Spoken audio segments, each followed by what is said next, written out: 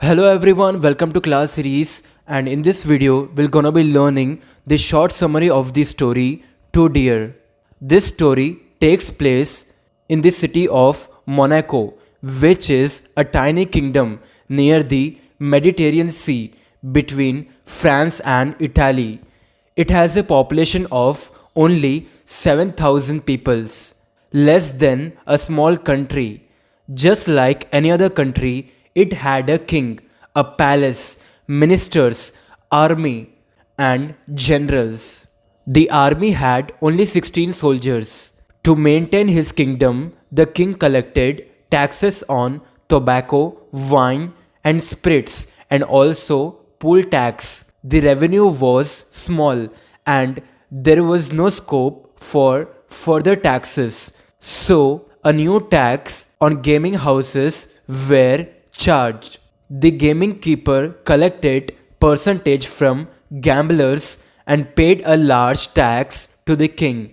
German kings also allowed such gaming houses, but many players, after losing all they had, would drown or shoot themselves. So it was stopped, but nobody could stop the king of Monaco, and the gambling business continued.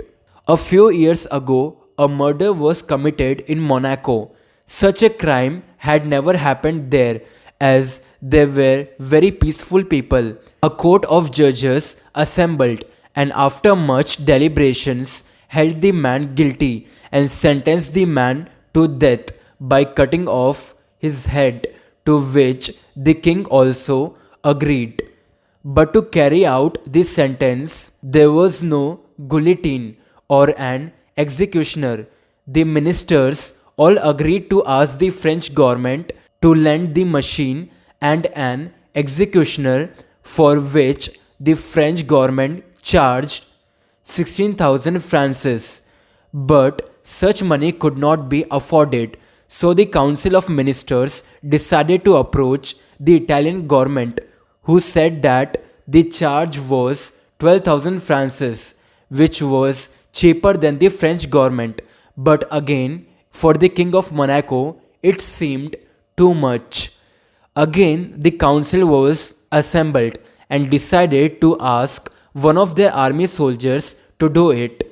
But no soldier agreed to do it. Yet, again the council met and agreed to reduce the death sentence to a life imprisonment.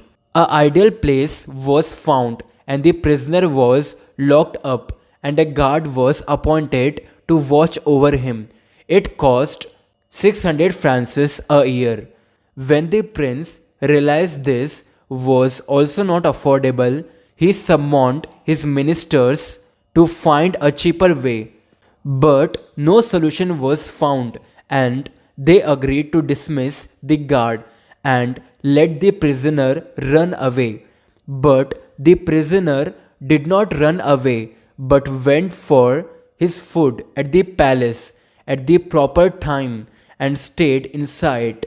The ministers told the prisoner to run away, but he replied he had no way to go because his reputation was ruined, and he had got adjusted to this way of lazy life with free food, etc. Even if they asked him to, he wouldn't run away. The Council of Ministers then agreed to give him a pension of 600 francs, to which he agreed and took one third of his pension in advance. And then he left the kingdom to a neighboring country, quarter of an hour by rail. He purchased a piece of land and started farming and collected his pension at proper time. He also gambled a little of this money. He lived peacefully and well. The author here thinks it was a good thing he did.